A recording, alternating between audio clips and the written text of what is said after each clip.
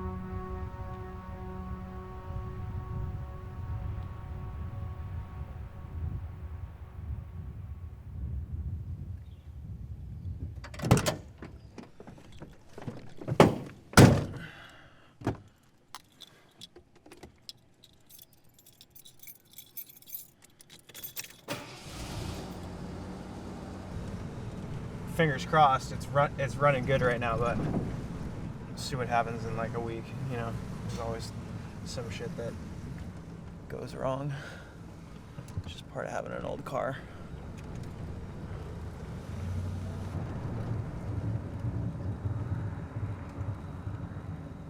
Hey, so I'm actually gonna go run the Back Bay loop and film a little bit more stuff. So probably won't make it down to the beach, but.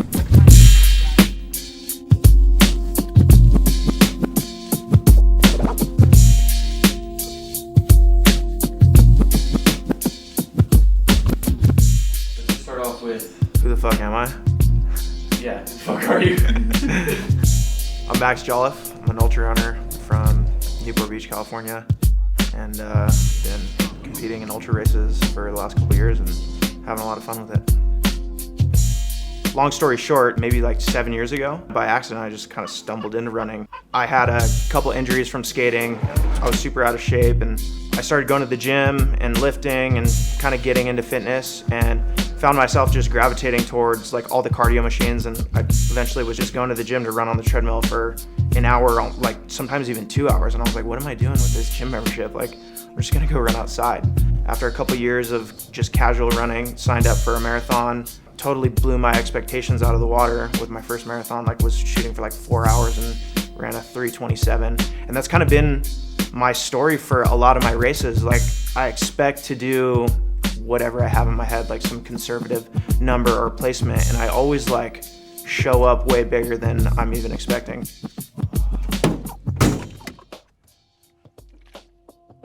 This entire block, I've been trying to mix in going to some actual mountains, so either going up to the Sierras or just going up to Big Bear, trying to get some training at a little bit of altitude to simulate what I'm going to be experiencing at TDS. This race, it's totally out of my comfort zone, not where I'm from. I live pretty much at the beach at sea level, and I run a lot of hot, humid, dry coastal trails, and these last 3 months of super high volume training, dude, it sucks, man. It's such a sacrifice. I don't have any social life with any of my friends. It's I don't go out to dinner. I don't go out on the weekends. I don't really do anything other than train.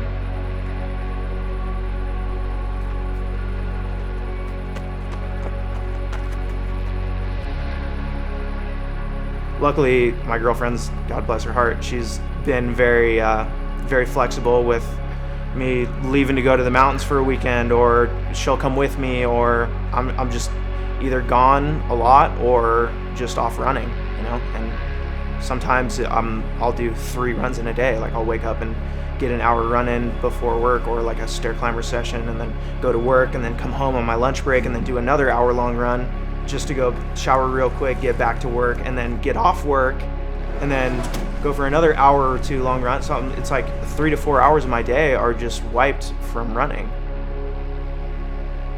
I'm super grateful that I'm able to do what I do, and I feel like super lucky and blessed to be able to do all these things, but it does come with a price for sure.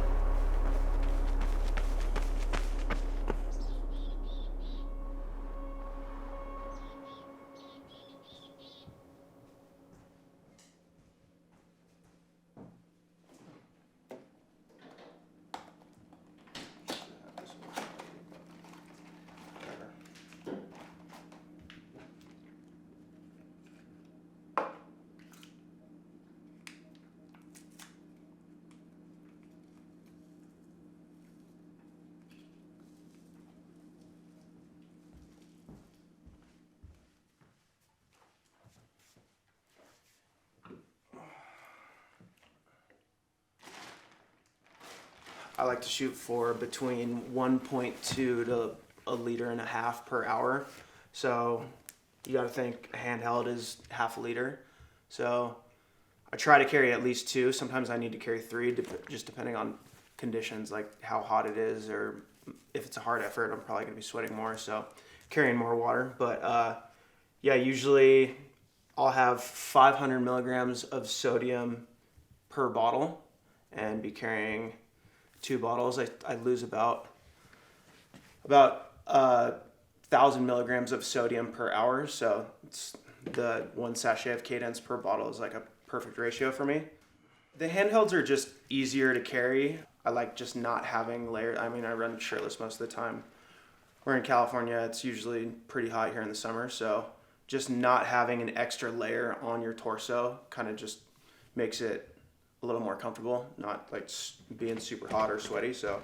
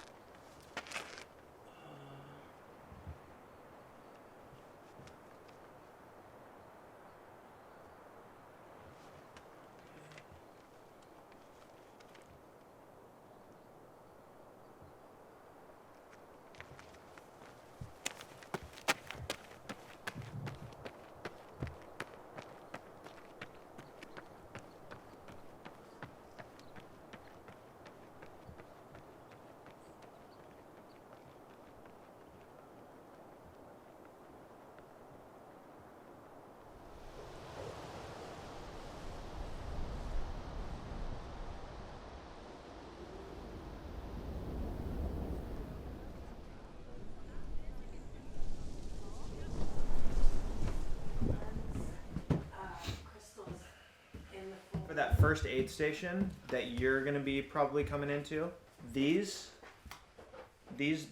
things are my carb mix. So the soft flasks that are in there, I just pour this whole entire thing into that soft flask and then fill it up with water, and just do it before I come through. Just as soon as you get to the aid station, just like fill up that bottle, so I can just take the empty one out of my belt and you can give me the fresh one. What flavor Cadence did you use? Raspberry watermelon. Oh yeah. Last meal. There you go. I probably had like I switched it up. I probably ate like 1,000 grams of carbs today. I switched it up. There's pesto on it. You feeling fire? All I've done today is just been laying down and eating carbs. Just horizontal, just eating and sipping carbs.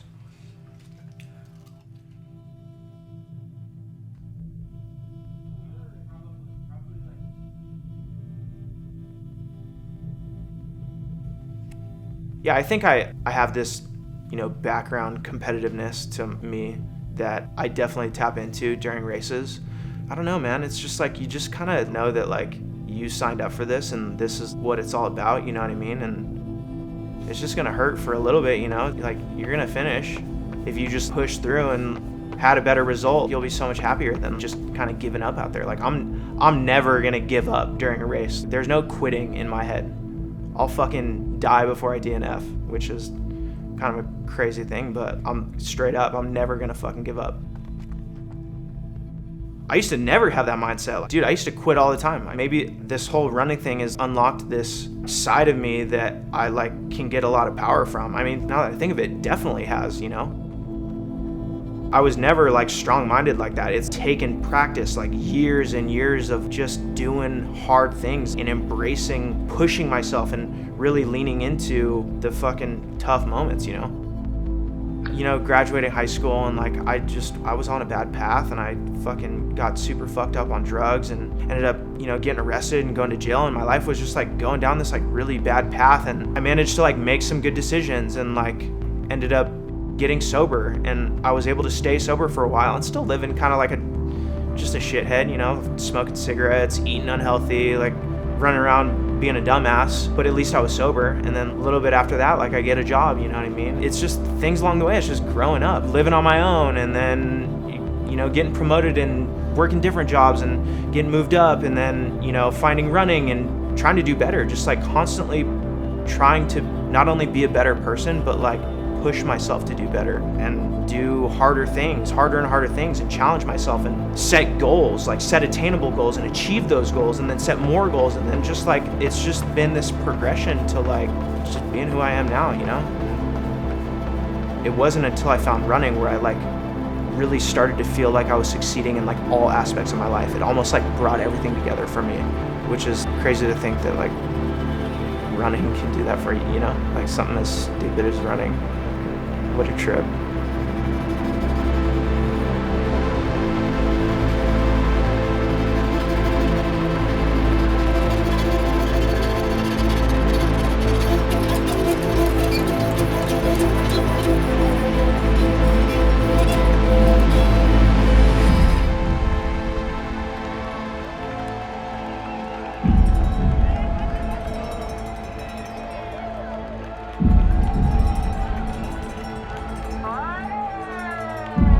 I had no idea what I was getting into. I mean, I kind of had an idea in my head that it was going to be hard, it was going to be this mountain race, but what I experienced out there was so much crazier than I could have even imagined. I feel like I lived an entire lifetime in one single day.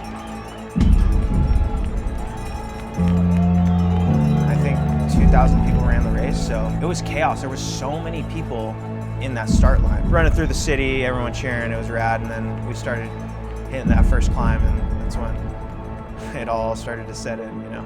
Like, oh shit, we're doing this.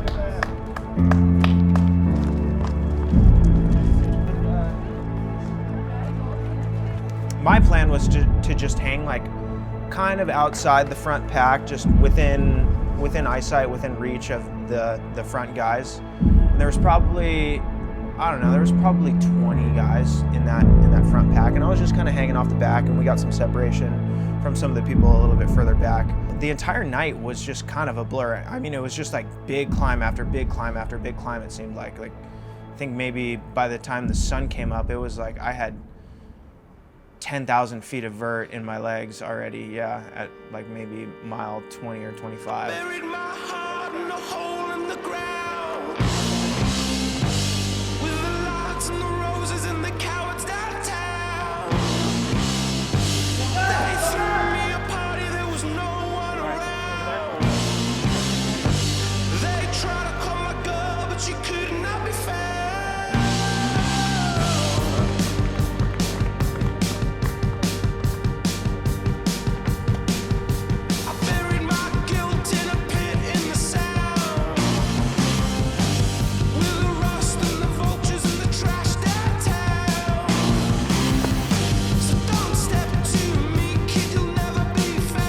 Some of the terrain that we were running on out there, I literally could not believe that they would have a race on this stuff. There were sections with chains, like it's almost like an aided climb. Like if you fall, you're dead. Like it's a sheer cliff. That's what TDS is known for, is like the most serious, most technical terrain of, I think, any of these races here, or any race in the world, really. Coming into Beaufort was my low point of the race. I didn't realize how far the next aid station was, and there was a big climb and a big downhill, and it was starting to get hot. You want these with water? I'm like not even racing at this point. I went out way too quick. I just zapped my legs, and I couldn't run any of the uphills. After like the first aid station that I saw you guys at, that climb out of that aid station, my soul left my body. It was just, I just got zapped. 2 in each. I was probably. Do you have any? I was in the top 10 at one point, and I just went way too hard. You're not doing bad. You're doing great. You're not doing Yeah. bad. I just know I'm like way off my potential, you know? Like I could put forward a way better effort, but I fucked up. I'm breaking my cardinal rule of sitting down. Don't sit for too long. I am. I should go. I know a lot of people have moments like that and experience that, but I never thought that I would be one to like really give up, you know? I just had so many of those things that like issues and problems that I had that were just building and building. Yeah, I found myself in a place where I like in my head pretty much gave up. Mackenzie kind of talked me out of the hole. Like I was just in the trenches, and she was like, hey, stop feeling sorry for yourself. Like if you can't run the uphills and you can't run the downhills, run the flats then. Get going, like this is a race, like you're still in this. When she told me that, I just lit a fire under my ass, and I left that aid station, and there was this big climb up to this pass, and I saw that there was 4 or 5 people in front of me, and I was in 22nd leaving that aid station, and I passed all of those people on that climb, and I was like, oh shit, the tables can just as easily turn. Like I lost so much steam and energy when, you know, these people were passing me, and then I started to gain it all back as soon as I started passing these other people. I went up this hill, back down, and then we made it to like, it was like the most beautiful pass. It was just this like mountain picturesque, just switchbacks going all the way up this pass. The sun started to set. It was like a surreal, like it looked like a movie at that point.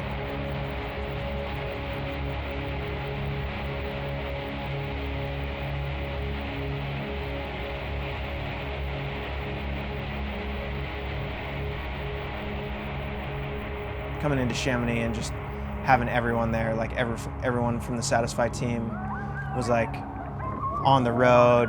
They had all shown up to cheer me on in the finish, and we all ran together. It was just like, it was the coolest thing, man. It was the fucking best. It was so much love, and like just smashing that last straightaway into the finish line. I felt no pain. Like it was just like all love. It was all good. Like it was just the best cap to the just craziest day I'd ever had. Yeah.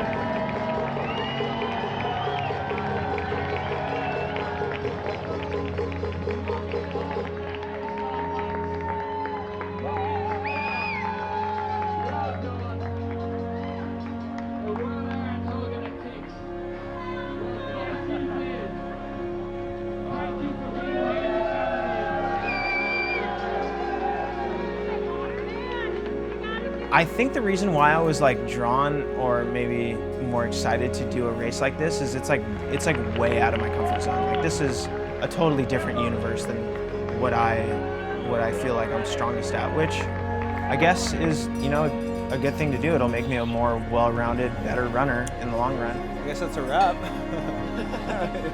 But to be top 20 at TDS, the first UTMB race I ever run, like the beach kid does the impossible, you know, like top 20 at UTMB races. Like, I mean, I'm blown away. Yeah. Beach kid, like that.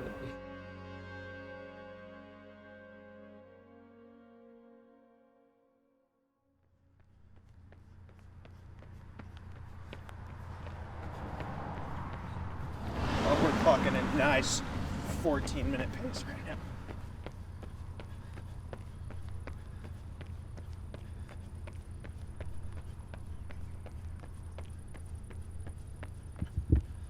just finished my 1 mile run, the impossible mile. Today is day 1034 of my run streak. It's always the toughest time to run, is the day after the big race. Just ran 94 miles yesterday.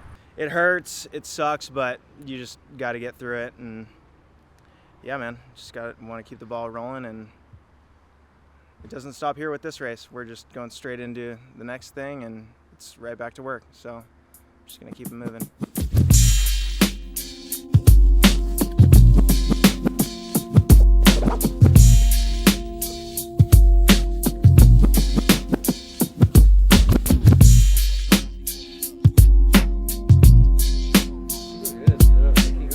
Do you want to talk about how the car burned down?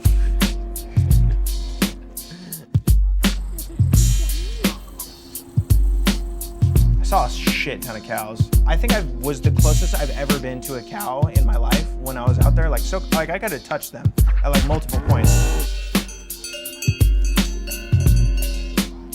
Yeah, I think we covered everything.